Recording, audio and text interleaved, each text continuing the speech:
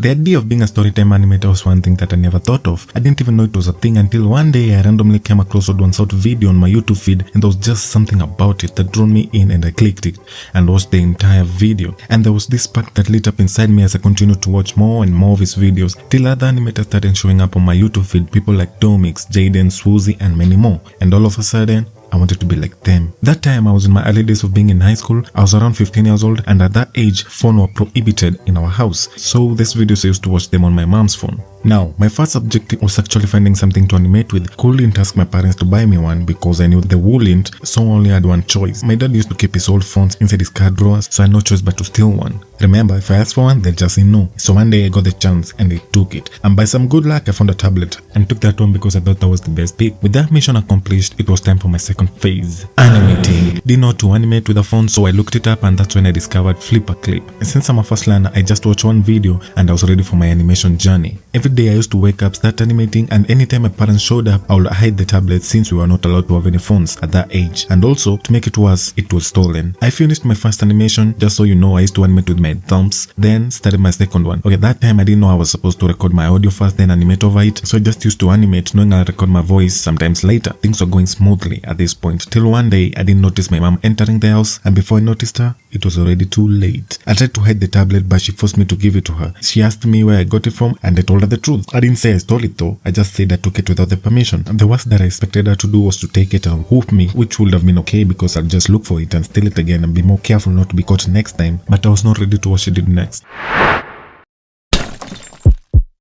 She literally broke it. My world stopped spinning for a second, and I couldn't process that had just happened, and she just walked away. Never cried that much in my entire life. I felt like I lost a friend, someone that always made me happy, a soulmate. Tried to find a way to fix it, but I was just a kid and I was too broke to fix it, so I threw the tablet and I just moved on. Years passed, I finally got to college and bought myself my first phone. The other challenge is my voice and my English. I don't think I know how to express my tones and emotions when recording, even though I used to get straight A's in English. That's different from talking. In school we were taught how to write and how to use words, but we never spoke English. I'm currently teaching myself how to talk and express emotions because not being fluid in English makes me have a lot of free text, which leads to more time spent in editing the audio. Background noises are also a major issue, so I apologize for any. Being a broke college student, is either buy food or save up and buy a good mic. So I had this idea of voicing my animations using AI. So I made some samples, but they were not to my liking. If making animations was my dream, what's the point of using AI? It doesn't make them special. So I gathered my courage and I started training myself on how to make my words sound right. Every time I read my script, I felt like I was reading a textbook, just like back in high school. I wanted to sound like I'm talking to you guys, not reading a book or a script. So every time I watch a movie, I always repeat after them, training myself to get better. Can't say I'm there yet, but that's my goal.